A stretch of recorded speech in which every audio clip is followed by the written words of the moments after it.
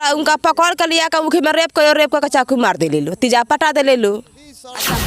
गन्ना खेत बा एकरा बाद घटना स्थल बा रोग वीडियो में दिखाए घटना स्थल पर बहुत सारा सामान भी बरामद भइल बा चाकू होके चाकू के कवर बावे और प्रशासन मांगता रुपया हमने तो नीमक खाला रुपया नहीं के गरीब आदमी कहाँ से प्रशासन के रुपया दें प्रशासन हमनी करे घूमे काम करे ना जाम लड़की फड़की बा तो कपड़ा लता ना जा सकता सिवावे जब हम माँ गई काम करे तो हम तनी कपड़ा सिवा लिए तो लोग जान मार के फेंकिए दी और गलतिए काम करके फेंक दी।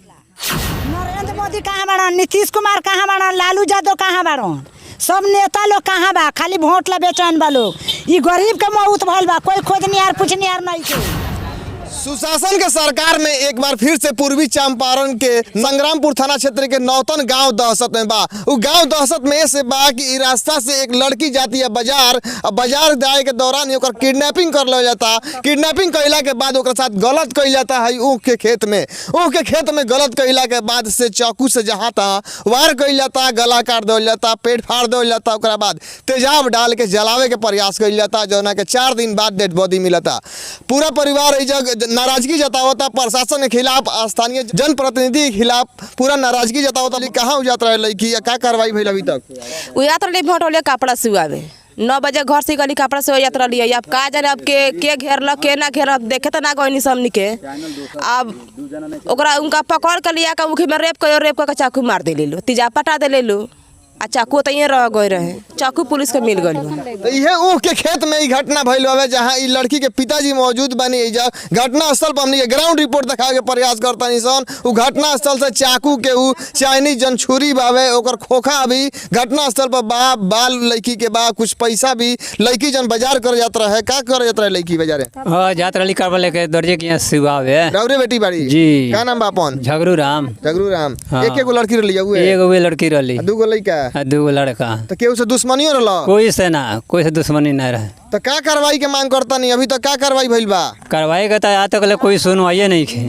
ते तरह हम लड़की मतलब उस चोर के बदमाश के ओके पकड़ के ओकरा के सजाए करे के, फांसी देवे के। तो गांव के लोग जन बा पूरा दहशत में बा, महिला जब विरोध करता इन लोग काहे दहशत में बाई लोग ऐसा घटना के लेके का कार्रवाई भइल बा? कोई खोजवैया पूछवैया नहीं खे जो ओकर निसाब आज तक ले ना मिलो। गरीब आदमी बानी काम करे ना जाम लड़की फड़की बा तो कपड़ा लता ना जा सकता सिवावे जब हम माँ गई काम करे तो हम तनी कपड़ा सिवा लिए तो लोग जान मार के फेंकिए दी और गलतिए काम करके फेंक दी। गरीब आदमी पहले भी कोई घटना भइल बा? पहले ही भइल बा घटना। हाँ पहले ही घटना बा। फर्स्ट डे हमनी के तो औचा के बाल लगल बा, हमनी के गांव में कैसे ही घटना घट गइल बा। आगे पर घटना घटल बा। हमनी के जिंदगी भर में नौतन में कभी ना होखे आ जान मर लेबे ओकरो जान मारा, जान के बदल जान चाहिए। तो पहला बार ई जन बा कि नौतन गांव में घटना भइल बा और घटना से पूरा परिवार का पूरा गांव के लोग दहशत में बावे। महादलित परिवार बा, ई परिवार के कहनाम बा हमनी के महादलित बानी सन।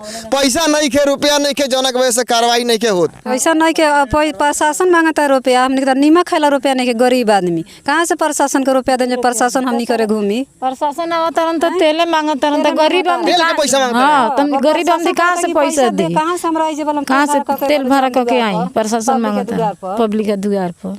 तो देखिए वो घटना स्थल के दिखावे के प्रयास करे।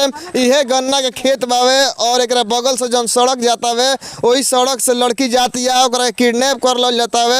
यही गन्ना खेत बा। एक बाद घटना स्थल बा रोग वीडियो में दिखाए वीडियो में देख सकता नहीं। घटना स्थल पर बहुत सारा सामान भी बरामद भइल बा, चाकू होके चाकू के कवर बावे और सामान बरामद भइल बा। लड़की के भाई जब मौजूद बड़े इनका से बात करें का कार्रवाई अभी भइल बा पुलिस के तरफ से? सर हमने की तो कार्रवाई मैंने पूरा प्रशासन पर झुकल बनी सन। प्रशासन मैंने से टाइट नहीं है। प्रशासन मैंने ये कहा था गइला के बाद में तारा केकरा पर शक बा तू बतावा अंजादी हम केकरा के बता दें। प्रशासन कहे कि मतलब है कि तारा केकरा पर शक बा। लड़की के मोबाइल मिलल बानू पुलिस के? मोबाइल नहीं मिलल, खाली चाकू मिलल बाटे लड़की के लाश के पास और मोबाइल मिलले नहीं है। मोबाइल नहीं मिला। तो सुशासन के सरकार देखिए नीतीश कुमार जी दावा करीला सुशासन के सरकार में अपराधी जन बा की पूरा लगाम लगल बा अपराधी पर, लेकिन वह बेलगाम अपराधी ऐसा आए दिन घटना के अंजाम दे तो बड़े बिहार के, चाहे वो सिवान होके, गोपालगंज होके, छपरा होके, चाहे मोतिहारी होके। अभी मोतिहारी जिला के संग्रामपुर थाना क्षेत्र के घटना बावे। वीडियो के ज़्यादा शेयर करी, दलित परिवार के इंसाफ मिले और वीडियो के शेयर करके इंसाफ दिलाई। आज 12 दिन हो गए लड़की का मारला, नरेंद्र मोदी कहाँ बाड़न, नीतीश कुमार कहाँ बाड़न, लालू यादव कहाँ बाड़न, सब नेता लोग कहाँ बा, खाली वोट ला बेचैन बा लोग। ई गरीब के मौत भइल बा, कोई खोजनिहार पूछनिहार नहीं के। पैसा हमने कने के साली मिश्रा कहाँ गइल बाड़ी, सब नेता लोग बा, मुखिया लोग बा, सरपंच लोग बा, वार्ड लोग बा, आई सब लोग अपना अपना राज पर बैठल बा लोग। नरेंद्र मोदी, नीतीश कुमार, लालू जी दे। अगर आरोपी पकड़ाता तो क्या कार्रवाई होई? का करवाई? ओकर फांसी का ऑर्डर होई, ओकर फांसी होई। एबर कोई का लड़की का संगे घात कर दी, जान मार दी, ओके बेइतियाव कर दी आ ओकरा के छोड़ दिया, ओकर फांसी होई। कब नेता सरकार अच्छा होई तब नु पाबली बा लोग का वोट लेवे के गर्ज बा, वोट लेता लोग। हमने बिना खेत पत्थर के बिना घर द्वार के बानी मर जाई, कोई काट के मुँह देव, कोई अपहरण कर देव, कोई हत्या कर देव, कोई खोजनिहार नहीं के।